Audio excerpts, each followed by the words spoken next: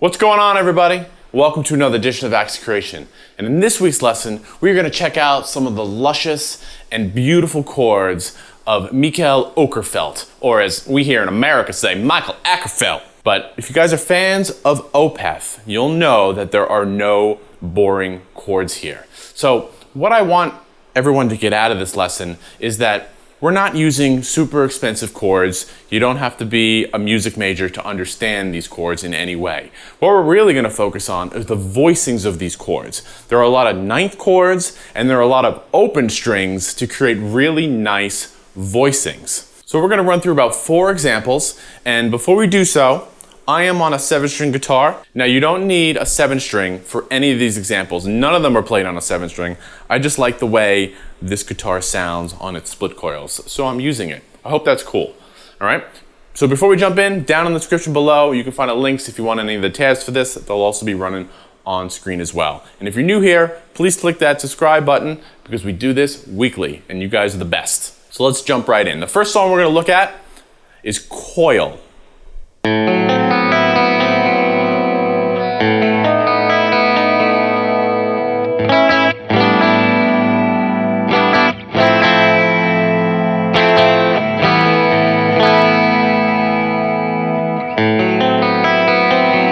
She told me why. Sorry, I can't help it. Mikael's voice, he just makes you sing from the soul. But Coil is a fantastic song, and it's kind of a perfect example of what we're talking about here, using these open strings, all right? So you have these 2 chords in the beginning. Basically, you're fretting a tritone, right? This shape. And you're using the open A and then the open B and E strings. And if I play it in this 4th position, right, 4th on the D string, 5th on the G string, you have an F sharp and a C. And so all of those notes together, essentially you're making an F sharp minor 7 flat 5, right? Or a half diminished type of chord. But you're putting the B in there.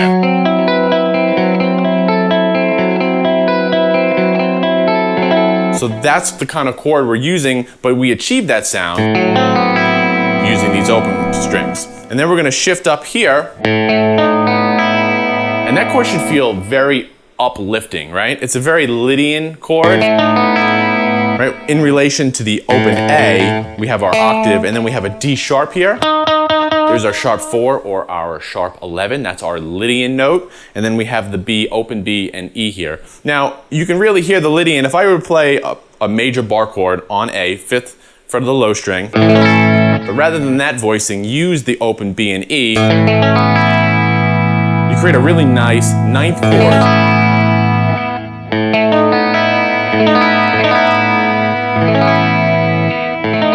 Hopefully you can hear that relationship between those 2 and that Lydian sound, right?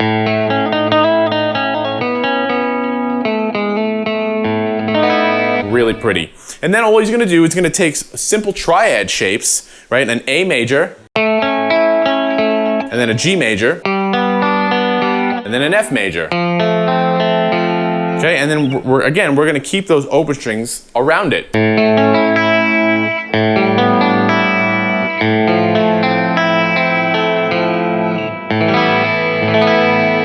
Then you end with this little A sus2 chord right here. Open A, 2-2, open, open.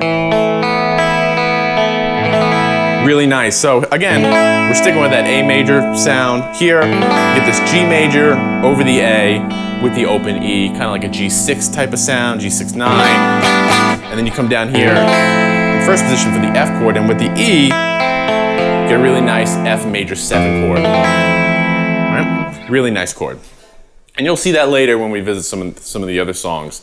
We'll get to that chord. So the next example I want to talk about is Windowpane, all right? And it starts off with this E minor voicing right here. Okay, and then again, there's nothing groundbreaking with this chord right here. And that's not trying to diminish the idea here. It's just, again, it's the chord voicing we're talking about, right? So we have this open E, 2, 4, and 0. And that's the magic right there, right? Because the open G, that's going to give us our E minor chord.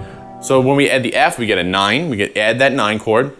and then the two together, you have the F sharp and the open G. Get a real nice clash between those notes, right?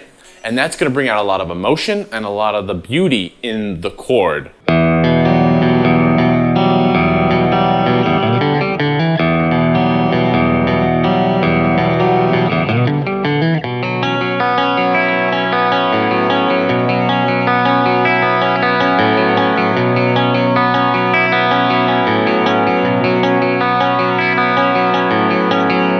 Right? And then he moves on to that B chord. And again, the open strings bring this chord to life. We have this B9 chord, B add 9, very common chord voicing, but it's what the open strings do to it that kind of really bring the chord to life. Two things, we're playing the C sharp here on the G string, and then you have the open B against it. Right, there's your major second played together. Again, it's tension. Right? And that comes through in the chord. And that's gonna happen again because you have the F sharp here on that second fret, fourth fret, I'm sorry, with the open E. And again, there's that clash of the seconds, and it just sounds really nice. All right? And then a little further into that song, he also plays this cool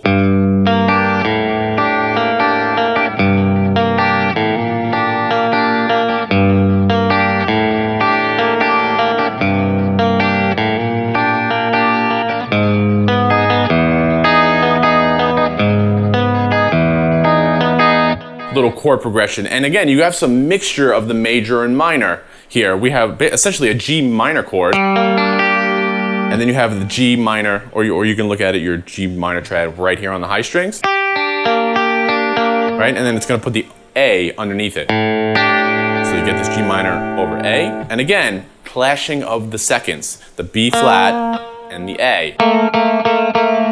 And then he's just gonna play in first inversion, right, the B flat here in first position. And then he's gonna move, again, now you're mixing modes here, right? So he's gonna step up and essentially play this G sharp minor. And then he puts it over E. And when you do that, that's from the E major, and you're gonna get a nice E major 7 chord.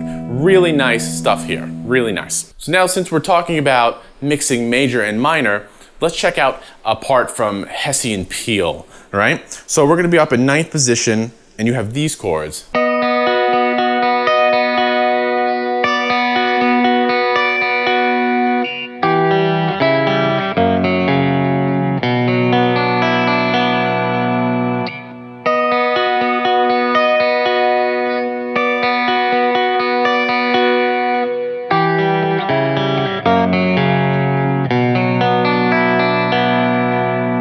Really nice stuff there. So what's going on? Essentially, we have this B major chord up in 9th position. 9th on the D, 11, open B, and then 11 on the high string. So maybe you're asking yourself, Greg, where is that open B coming from, and why is he choosing to do that? Well, I'm glad you asked. If we were to replace that open B with the 12th fret B, look at what we have. Our standard D major shape. And I say that from the Cage system, it's basically this chord in 9th position. But we're just taking that B and playing it open. And then the 11 drops down to 10 on the high string, minor, right? We're switching to B minor now, and then we're moving through chords from that key. But we're playing an E minor chord just with the thirds, right? And then a C sharp. And really, because of the open string we're using, we're actually gonna get that minor 7 flat 5 chord again. But the voicing is the same in 4th position, 4 on the A, 5 on the E. But that open G, there's our C sharp, right? C sharp diminished, flat 5 right there. And then we move to an F, same kind of idea. Big F major bar chord, we're just playing the root and the third, and then B minor. And here again, I keep harping on it, right? That open E with the D. There's our clashing seconds again. Really awesome example, really fun to play. All right, Last but not least, Dirge for November, right? I love this song. Blackwater Park is an amazing album. And again, not groundbreaking chords here, it's just some of the chord voicings we're using, right?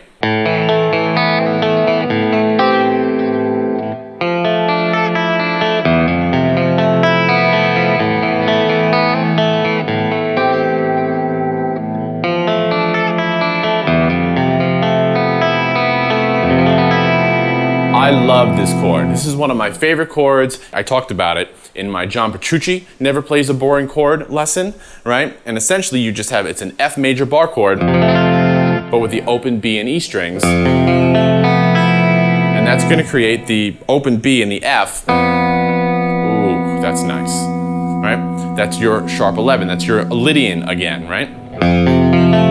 Really nice. So here, he's just playing A minor, but we're mixing in that open B string. Here's a really nice A minor 7 voicing, very simple chord voicing. You have the open A, the 7, right, there's your octave. C, this little shape right here is an A minor dyad. I hate that term, but that's what it is. And then we have the 8 right there on the B string, that's our minor 7. All right? And then we're just moving to a D minor chord. And then, oh, reach it up and grabbing that open, 5th fret. And then mixing in the open E with it to get that D minor 9 sound. Which then moves to the beautiful F major 7 sharp 11 chord. Fantastic. And there you guys go. Mikael Akerfeldt never plays a boring chord. Opeth is fantastic, big fan. I hope you guys like some of these chords. I hope you can incorporate it into your playing and into your writing. And as always, let me know what you come up with. So until then, I'll see you next time. Thanks a lot.